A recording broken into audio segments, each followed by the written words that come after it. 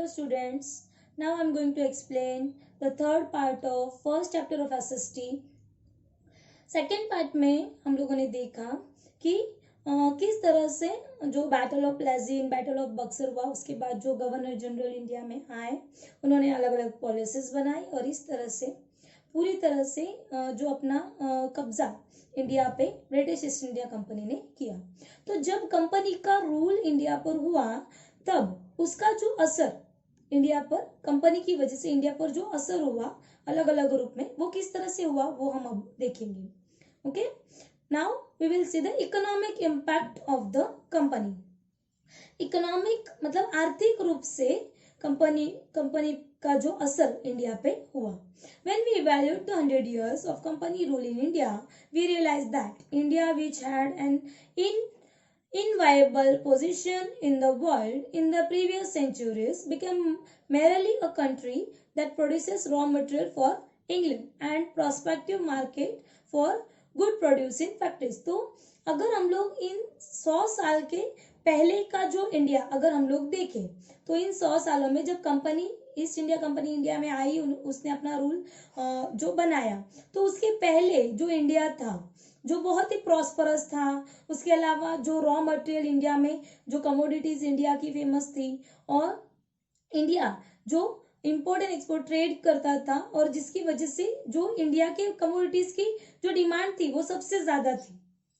तो Bengal exported cotton cloth, raw silk, Bengal से जो एक्सपोर्ट किया जाता था जो सामान था वो कॉटन क्लॉथ, कॉटन का कपड़ा, raw silk, then sugar, jute, muslin जो मलमल का जो कपड़ा आता है। But after the dual power policy मतलब द्विमुखी शासन, तो जब British East India company India में आई और उसके बाद the glitter of the economic prosperity of Bengal faded, then the dual power policy, Dvimukhi Shasan, was introduced for the first time in Bengal, whereby the power of collecting revenue was the British, while the responsibility of people's welfare was with the Nawab.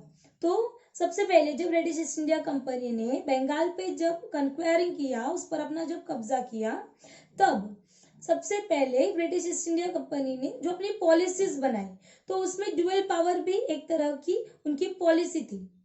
जैसे हम लोगों ने देखा कि subsidiary alliance एक तरह का sweet poison था, तो वैसे ही ब्रिटिशर्स ने जितने भी पॉलिसीज बनाई थी वो सारी जो इंडिया के मतलब वो ऐसा कहते हैं कि इंडिया के फेवर के लिए बनाई है, बट किसी ना किसी वे में वो जो इंडिया के लिए क्या थी, हानिकारक थी। तो इस तरह से इस पॉलिसी के दौरान वो क्या करते थे कि जितने भी ब्रिटिशर्स जो रिवेन्यू कलेक्ट करते थे, रिवेन्यू मतलब एक तरह का टैक्स होता है जो ईस्ट इंडिया कंपनी इंडियन लोगों से कलेक्ट करती थी, then this was known as subsidiary alliance system which ruin Bengal economically. और इसी वजह से बंगाल का जो उस पर जो असर हुआ वो आर्थिक रूप से बहुत ही रूइन मतलब बहुत ही ज्यादा पुअर, बहुत ही ज्यादा उसको नुकसान हुआ।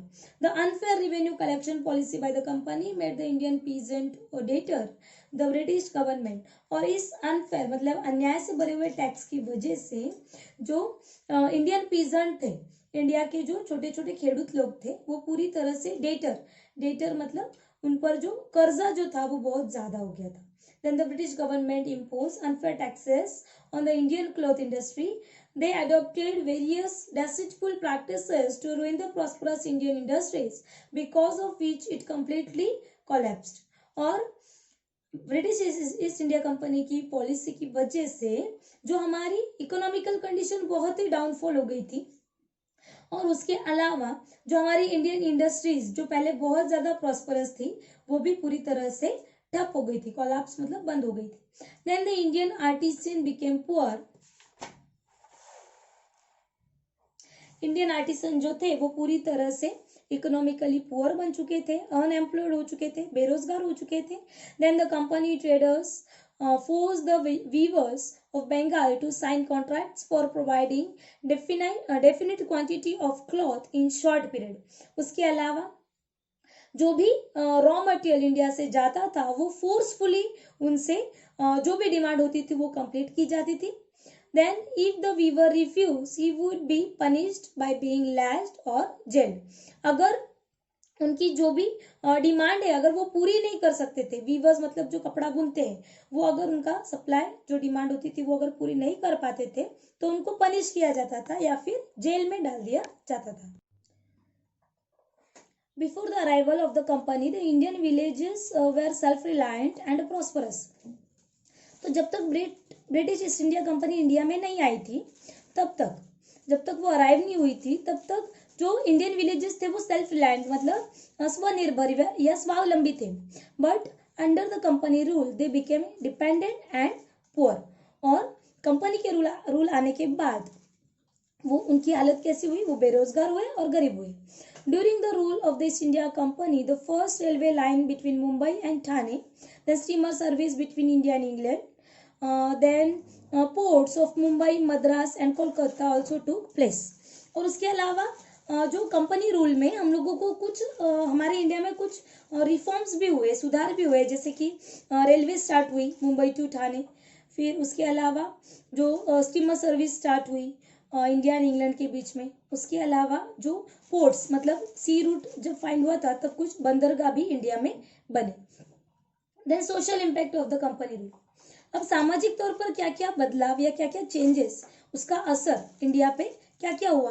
During the British administration the spirit of freedom of speech and thought development among people due to the development of newspaper.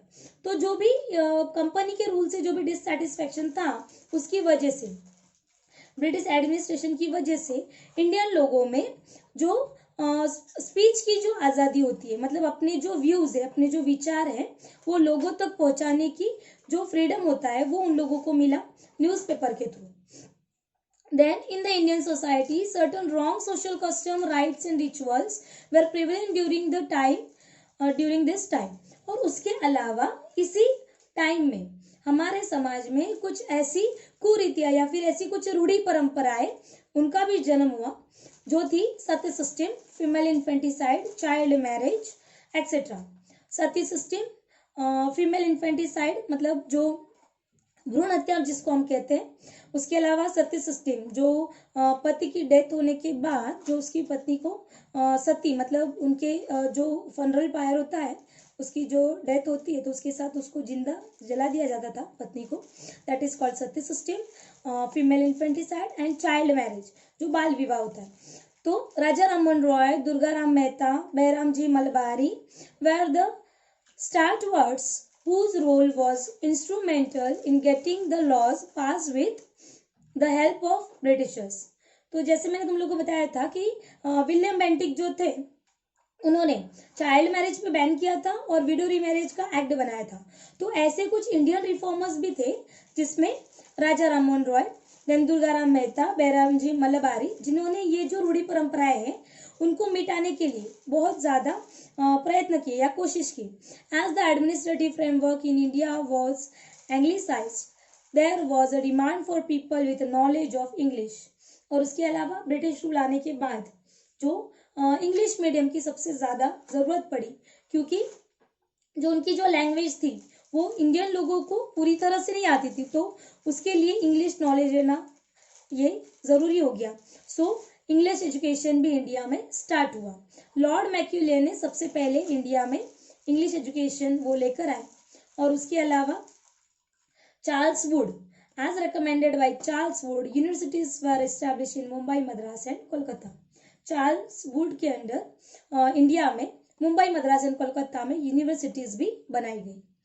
A whole class of people with knowledge of English developed because of English education. With the passage of time, this group made demand for social reforms and gave momentum to the process of reforms. तो हम लोगों ने ये देखा कि India में जो company का रूल आया, ईस्ट इंडिया कंपनी, ब्रिटिशर्स का जो जब रूल आया तो बहुत से रिफॉर्म्स भी हमारे इंडिया में हुए कि जैसे इंग्लिश एजुकेशन आया. उसके अलावा इंग्लिश की जो वैल्यू थी, जो डिमांड होती, वो हम लोगों को पता चली. Then conclusion.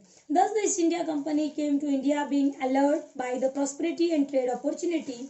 This company rule in India produced certain good and bad result in the political, economic, social and cultural fields. The company adopted the policy of making England prosperous at the cost of India, and the reforms they made in the administration for their own interest indirectly proved to be beneficial for India. तो हम लोगों ने यह देखा कि जब east India company India में आई तो वो एक बिजनेस पर्पज से आई थी, यहाँ पे ट्रेड सेंटर बनाने के लिए आई थी, और किस तरह से बंगाल के जो दो बैटल्स हम लोगों ने देखे, तब किस तरह से उसके बाद उन्होंने पूरे इंडिया पे अपना कब्जा किया और पॉलिटिकली, इकोनॉमिकली, सोशली उन्होंने पूरी तरह से इंडिया को अपने अंडर कर दिया। और उसके अलावा जो कुछ पॉलिसीज के थ्रू उन्होंने अपने फायदे के लिए जो कुछ रिफॉर्म लाए, उसका बेनिफिट इंडिया को भी मिला। जैसे हम लोगों ने देखा कि रेलवे स्टार्ट हुई, फिर जो हमारी रूढ़ी परंपराएं है उसके अगेंस्ट जो उन्होंने लॉज बनाए, तो ऐसे कुछ सुधार भी इंडिया में हुए जो इंडिया के लिए बेनिफिशियल साबित हुए। मतलब दोनों तरफ से जब कंपनी का रूल इंडिया में आया तो कुछ हमारे लिए फायदेमंद भी था, लेकिन उससे ज्यादा हमारे लिए नुकसान था, क्योंकि जितना भी बेनिफिट वो इंडिया से बिजनेस के थ्रू कमाते थे वो सारा प्रॉस्पेरिटी इंग्लैंड में जाकर इंग्लैंड में वो भेजते थे, और इस तरह से इंडिया क्या हुआ, पुअर हुआ, और इंडिया के थ्रू उन्होंने इंग्लैंड को प्रॉस्परस बनाया। ठीक है, तो इसी के साथ ये चैप्टर कंप्लीट होता है। We are completed this chapter, and हम लोगों ने ये देखा कि किस तरह से British East India company India में आई और उन्होंने किस तरह से ब्रिटिशर्स ने इंडिया पे रूल किया। Okay, thank you.